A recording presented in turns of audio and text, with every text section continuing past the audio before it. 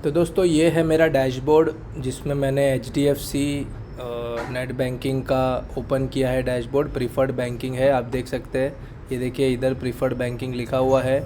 और अगर आपका प्रीफर्ड बैंकिंग रहेगा तो ये पूरा येलो में आता है, और अगर आपका प्रीफर्ड बैंकिंग नहीं रहेगा तो फिर ये ब्लू में आता है।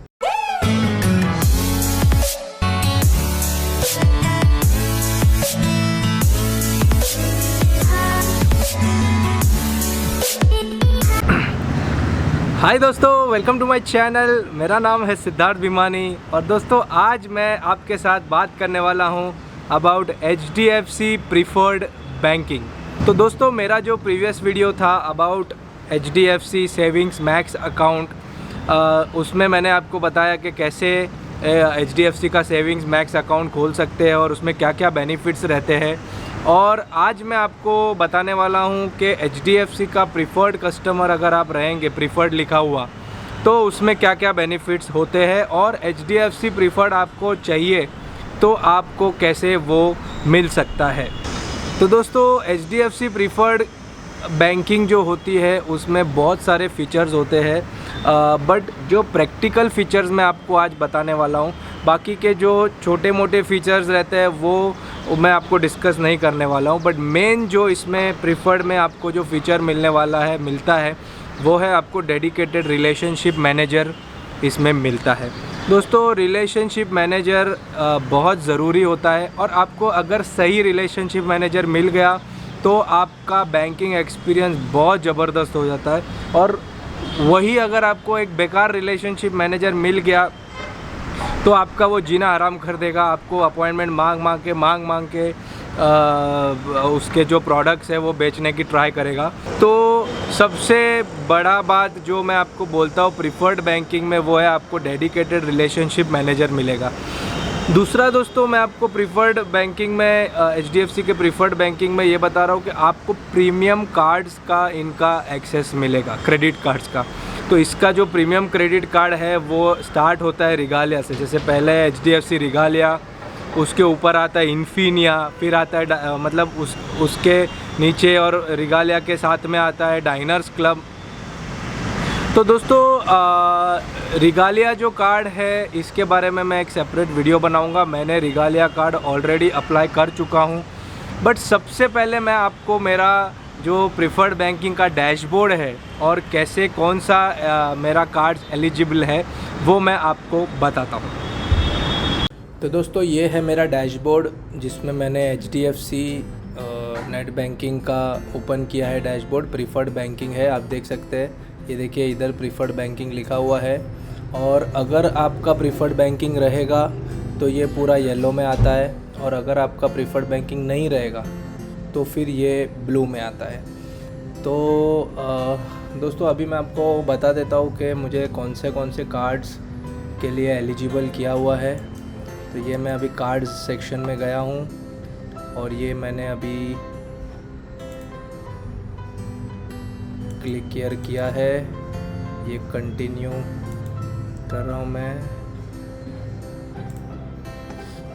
तो दोस्तों ये सारा डेटा मुझे अभी भरना है। Salaried, show eligible card, employer name में मैं मेरे कंपनी का नाम डाल देता हूँ, सियल वॉल्स कंपनी, और मैं आगे बढ़ता हूँ।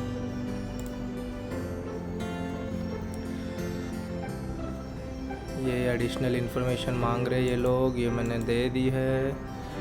और नेट मंथली इनकम सपोज़ मैं 80,000 डाल देता हूँ पर मंथ की। मेरी इनकम इतनी है नहीं एक्चुअली, बट तो दोस्तों ये देखिए ये है एलिजिबिलिटी रिज़ल्ट। मुझे 2 कार्ड इन्होंने दिए हुए हैं। एक है HDFC रिगालिया कार्ड और दूसरा है प्रायोरिटी डाइनर्स क्लब कार्ड।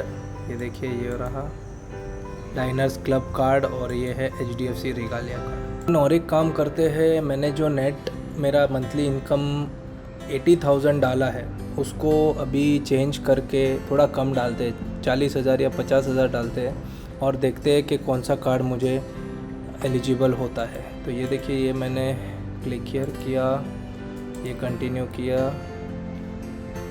ये जो है इसके सारे डिटेल्स, सैलरीड, एम्प्लॉयर नेम है सियल वॉल्स कंपनी, ओके एलिजिबल,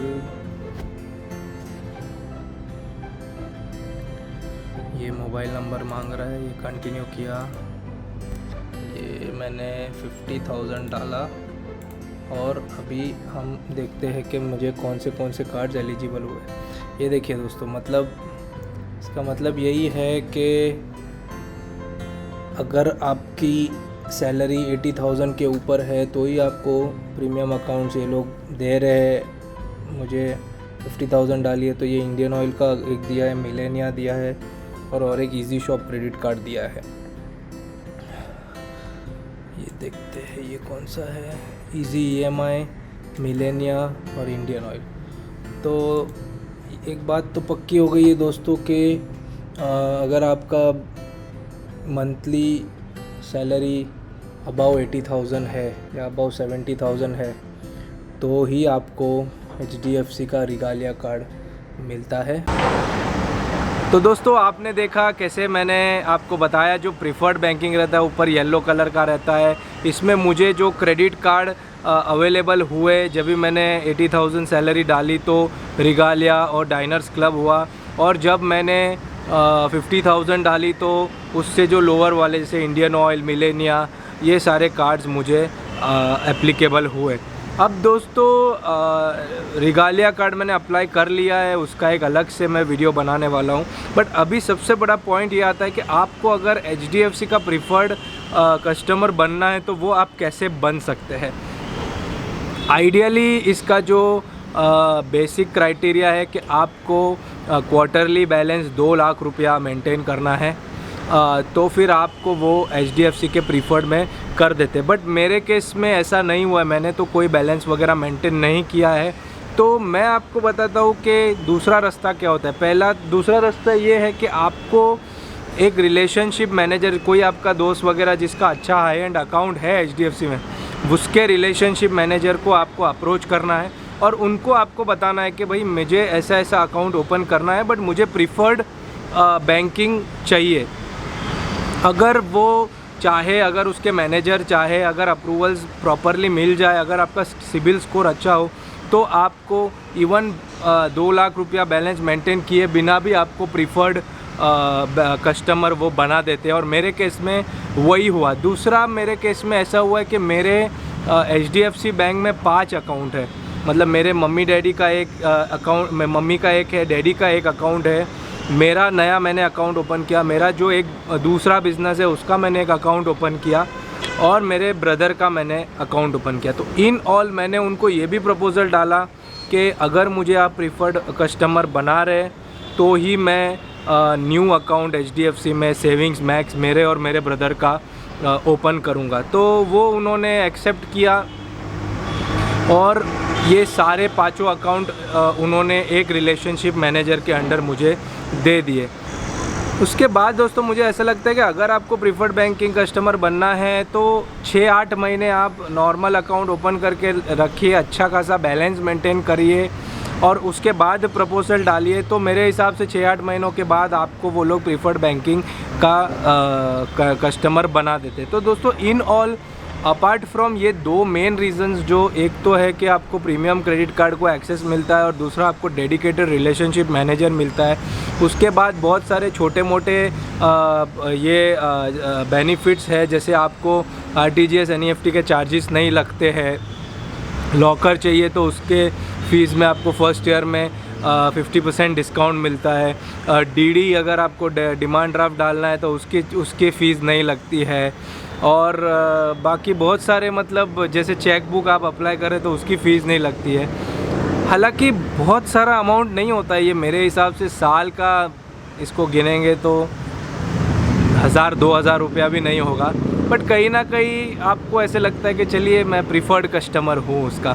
तो मेन पॉइंट्स मैंने आपको बताया, रिलेशनशिप मैनेजर और हायर और दूसरा दोस्तों ये जो रिलेशनशिप मैनेजर है इनका रियल फ़ायदा ये होता है अगर आप अब्रॉड जा रहे हैं, अगर आपको फॉरेक्स कार्ड लेना है या आपको कोई इंस्टेंट लोन लेना है तो ये रिलेशनशिप मैनेजर बहुत हेल्पफुल रहते हैं। ये आपको सारा प्रोसीजर, सारा अच्छा रेट निकाल के सारा इनका जो इंटरनल चीज़ें रहती है जो एक्चुअली एज अ कस्टमर आपको करनी रहती है, बट आपके बिहाफ पे रिलेशनशिप मैनेजर वो करता है। तो कहीं ना कहीं मुझे लगता है कि प्रीफर्ड बैंकिंग होना अच्छी बात है, क्योंकि अदरवाइज़ आप यही बैंक के चक्कर काट के और एक दबाइए, 2 दबाइए, 4 दबाइए, ये करते करते फ्रस्ट्रेट हो जाते हैं।